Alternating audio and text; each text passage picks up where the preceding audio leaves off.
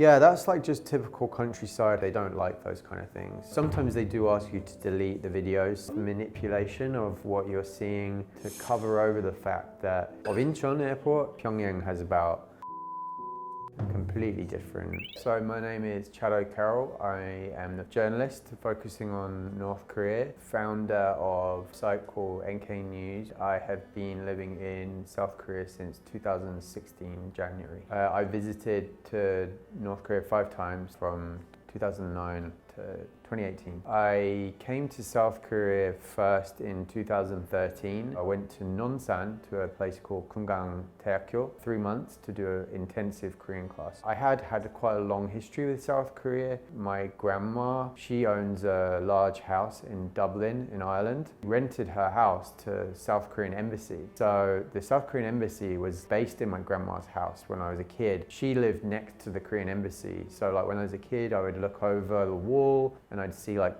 you know, Korean officials in my grandma's garden or in the house. So from a young age, I was kind of had known what South Korea, but I didn't go until 2013. I've taken Daehanggong many times, Koryo as well, quite a few times. The most interesting thing, Koryo has a bad reputation. Actually, the only airline in the world that has a 1-star. The thing is, when you fly it, it's actually pretty good. Better than a lot of European budget airlines. You get a meal, full service airline, like flag carrier airline. But when you get on, there is one key difference, which is just as you're getting ready to take off, the video talks a lot about the great leadership of Kim Jong-il or Kim Jong-un, the wisdom of the Juche system. Yeah, this is the video I was talking about when you're taking off. They have these like propaganda videos. This is Chosunjungang television playing a kind of propaganda video that's being played over the in-flight TV system. You can't choose a movie.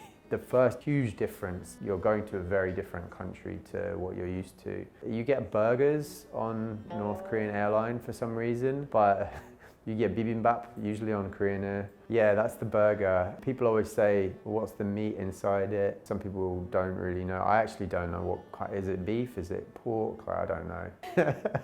I don't know if this one there was meat or not. It doesn't look like it, right? Yeah, I remember the one that does have meat. I remember it was okay. I think a part of the reason is like after being in North Korea for a week, want more Western food if you're a foreigner. And so like having the bread and like the cheese and it's quite nice after a break. So one big other difference is that on the Korean Air, you get there's a in-flight shop that sells a lot of like luxury products. In North Korea, all those luxury products are banned due to global sanctions on North Korea. The airport was constructed or renovated around 2014, 2015. Pretty modern now, to be honest. Duty-free shops. Everything is in English and Korean and Chinese. One time stuck there for like 9 hours. We couldn't leave Pyongyang for some reason, and maybe 100 journalists, we were just stuck for so long, and we all had a lot of beer to try and spend the time. But you know, these days the airport is also used for missile tests. So that airport that we leave from, they regularly test the ICBM missiles from the same runway. So a lot of the big missile launches you see on TV are being fired from the runway. They bring out missile launchers and test how high they can fly. There's no video of it sadly there, but those are some of the older North Korean transport aircraft there, the cargo planes. Of Incheon airport, I was impressed like how large it was. There was a lot of aircraft there. It was very different to Pyongyang International Airport. Pyongyang has about 2 flights a day, maybe 3 flights a day if you're lucky, and you know, Incheon is like hundreds per day. Completely different. To get the bags, North Korea was quicker because South Korea, when I used to fly to Incheon, it was actually very inconvenient about 10 years ago. Before there was all the automated gates, often foreigners had to line up maybe an hour or something like that. And in Pyongyang, like I said, it's just 2 flights a day maybe, so it was quite quick. We were told when we got into the bus, there are some special characteristics to visiting North Korea, and one of them we were instructed was if we get a newspaper, like 신문, we are not allowed to fold the newspaper if there's a photo of Kim Jong-un. Back then it was Kim Jong-il, I went in 2009, but you can't fold the photo of him because it would be like disrespectful to Koreans that if you do that to the photo. They tried to pretend it was like you're visiting a normal country. They didn't tell us some warnings that we knew existed. For example, when you're going to North Korea, if you go to the hotel, you can't just walk out of the hotel and go like running, for example, or like do a jog. You have to be accompanied at all times. But the bus, they didn't say that. They just overlooked that topic. And I think I remember raising my hand and saying, oh, excuse me, can I go jogging? The thing they always do is they have some fake excuse, like, oh, Mr. Chad, yes, you can go jogging, but you know, there's going to be no time, it's such a busy schedule. Or often you would say, oh, there's a restaurant there with loads of local people, can we go? And they'd say, oh, there's no time right now, or under renovation, these are just construction workers. Like, there's a lot of manipulation of what you're seeing to cover over the fact that there are quite strict rules. And I think the guides are aware that the rules are very unusual. So rather than just say, hey, you can't do this, it's against the rules, they make some kind of false excuse. Yeah, that's like just typical countryside houses, and I don't know if they have rules then, but I think now, last time I went, they just didn't want us taking photos out the window so much. They were like, Mr. Chad, why are you taking so many photos? Why are you taking a video? Don't you just want to take photos of nice things? Like, there's a lot of that.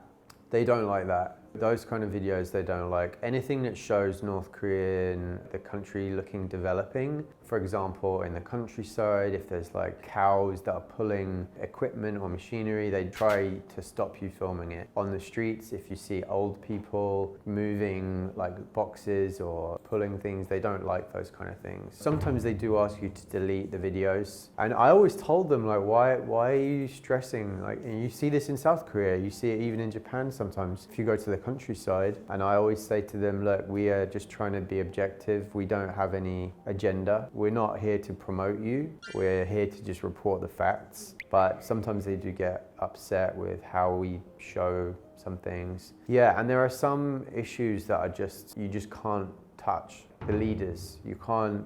And then I realized, like, experiences like that kind of taught me that this is the same level of respect they have for Kim Jong-un as if you go to Saudi Arabia and you're talking about Allah, the god of like Islam, right? You know, you can't draw a cartoon of Allah, you can't mock him. It's exactly the same with Kim Jong-un and the Kim family. It's like a very religious kind of feeling, and I learned that it's very sensitive to them. But the crazy thing is, the people in the city very rarely see this. There are so many travel restrictions that if you're in the city, you often can just never visit the countryside. And the vice versa, Pande. Country people, very difficult to go to Pyongyang. Maybe once in your life or maybe twice if you're lucky. For example, when we were in Pyongyang on the last trip, 2 days of free time. So I said, oh, why don't we go to Wonsan? The guide said to me, like, oh, Mr. Chad, we can't do things like that. We can't just decide to visit the countryside. You have to have a plan many weeks in advance. And then I learned that, like, he also was not like able to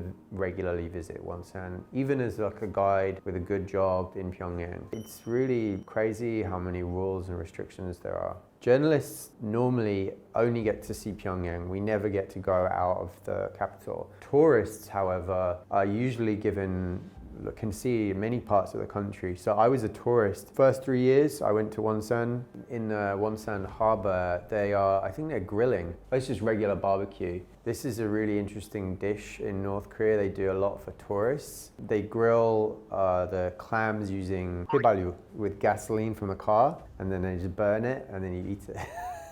It wasn't a great taste. I worried a bit about the health consequences. Yeongnyeonggori is like a big street they built. Went to the opening ceremony. It's like a very fancy apartment complex that they built for like the maybe luxury citizens, like high-end citizens. The funny thing is, like, those buildings, some of them are like 60 floors high, and my guide was joking to me that if you live at the top, because of the electricity problem, it's very cumbersome because often there's no elevator. So you have to just go up. Maybe there's power like a few hours a day for the elevator, but like if you're coming home late or it's the middle of the day, you might not be able to get it. Those are very common in Pyongyang, just like the normal streets have buildings around those kind of heights, and it will be apartments with like shops on the first floor. That's very common. The photos we're looking at now give a bit of false impression. Center of the city, and they do make efforts to light it up well at night, but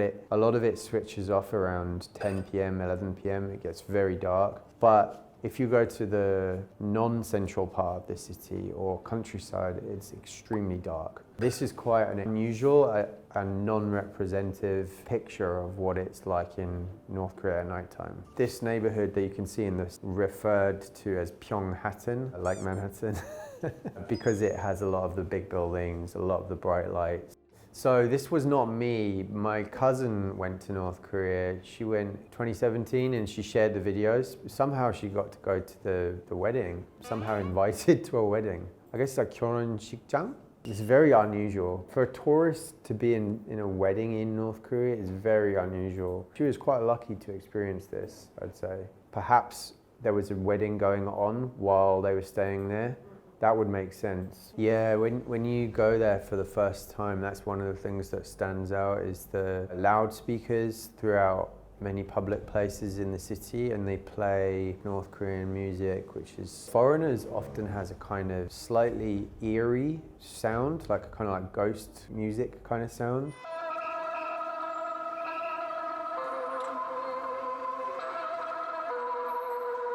Also in the morning, citywide kind of alarm, which is like around maybe 6 or 7 a.m. you can hear like music being played throughout the whole city. 출근 시간. Yeah, time to go to work. That was the biggest shock for me, is if you see videos from like 2002 or like 1990s, it's very empty. But it has got a lot more traffic as the country's developed more, but to own a car is very rare. Public transport is used by most people, like subway, very, very cheap. There's also like bus service and trolley bus service and tram in the morning, like a lot of people squashed in. I mean, it's kind of like Seoul, right? If you go on the like rush hour. All the stations are very pretty. They like have decorated kind of socialist style. The tourists were always taken to the subway. We always were taken to just 2 stations. For so long, people thought that it was a fake subway system because Westerners only saw 2 stations, and so kind of rumor spread on Google that North Korea is lying, it's just pretending that it's got a subway system. But it really does. There is a full system, and it's one of the few places that you just regularly encounter people who are going about their daily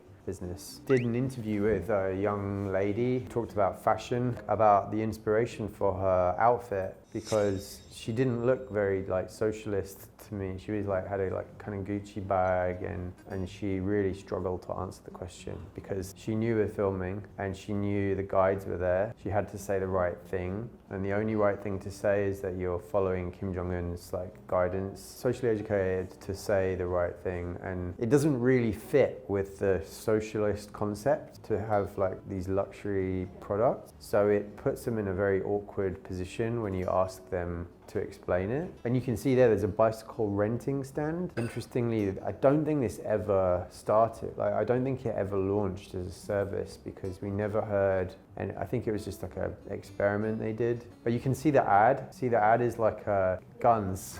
The Shinudong, they were not there when I first arrived. I think maybe due to power problems. So there's very famous, there's North Korean traffic cops control mechanism for a long time. And many tourists made these videos because they kind of like robots, they turn around so quickly, and 10, 15 years ago there was a lot of these. But in the countryside, often so little traffic, the need for it is quite minimal. Do you see cows moving, equipment? They always bring foreigners to the schools, like orphanage, kids performance, stuff like that. I don't know, but it's often on the itinerary for tourists. As an example of how good the education system is, maybe they believe it's a way to show the outside world that students are very polished.